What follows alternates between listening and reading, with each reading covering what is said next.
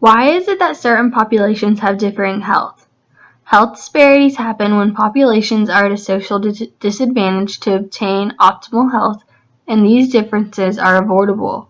However, this variation can cause individuals to become more susceptible to disease, violence, or illness. There are many attributes that can determine our health, such as our environment. Moms. They really are a special group of individuals. Many moms make the decision, if financially capable within their situation, to become stay-at-home moms. I personally grew up with a stay-at-home mom, and I appreciate the time I got to spend with her.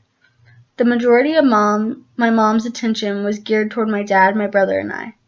An article called Invisible Work by Arlene Daniels stated, "Women's work is correspondingly devalued, for it is either unpaid or limited by the demands of the unpaid work in the home." My mom never got paid to cook dinner, clean the house, take care of her family, do the yard work, drive us to sporting or dance classes. This is all a part of the package deal of becoming a stay-at-home moms begin to take the name of a homemaker. However, this is an unpaid job. So how are homemakers a special population? Many homemakers give up their careers and jobs to take care of their families and their home. This sacrifice is an unpaid career that makes them vulnerable to health disparities, along with putting them at an economic disadvantage. Carl Mapp talks about how divorce can lead to a displaced homemaker. Mapp states when parents make the decision to divorce, one of the many difficult aspects to consider occurs when one parent is displaced, as he or she has not worked in the labor force for a substantial number of years, but worked in the home providing unpaid services for family members. Mapp continues to describe feelings that come along with divorce and produces this classification of a displaced parent. He says many homemakers feel like they have been fired from their jobs they have had for years. Many are underemployed, and this leads to major financial stress. In a book by Cynthia Starnes, she states, when a woman whose principal job has been homemaking loses her occupation and her patriarch, she faces a sea change in both income and status.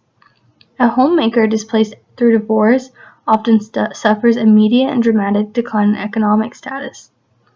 Data indicates that the first year after divorce, a woman and children will average a 73% decline in their standard of living.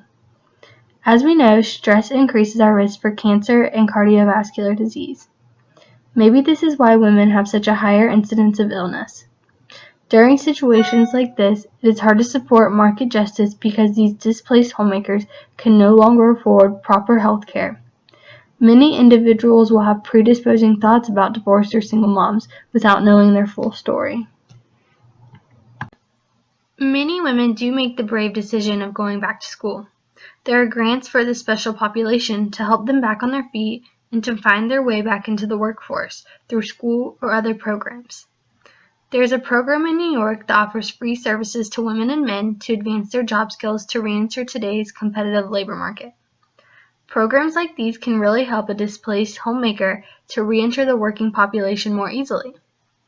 An article by Barbara Vinnick and Ruth Jacobs says that displaced homemaker training began around 1975.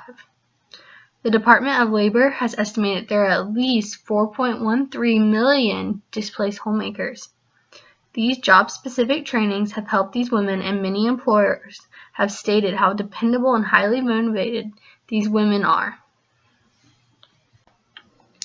This special population of susceptible individuals can bounce back if they take advantage of the educational programs and knowledge of community resources that are readily available. Many women fail to reach out because they are so scared and full of grief. But there are many women who come back stronger than ever and may do things they've always wanted to do, like obtain a college education. Ultimately, it is a hard decision to be a homemaker or to continue your career and juggle both. In Relic's video, she makes a scenario, if the world was 100 people.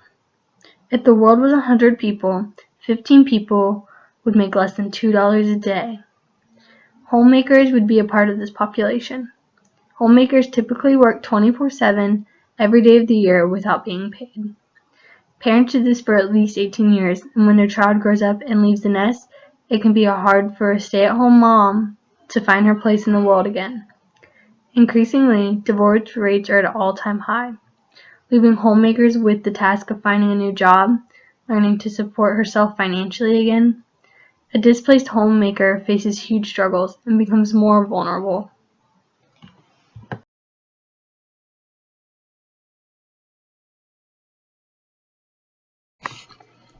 What kind of opportunities does the program in New York offer? And do you think a displaced homemaker could work just as hard even though they have not had a paying job in years? What are some of the major difficulties and struggles a displaced homemaker has to endure when they lose a spouse either due to divorce or death? What kinds of programs could help an individual in this situation?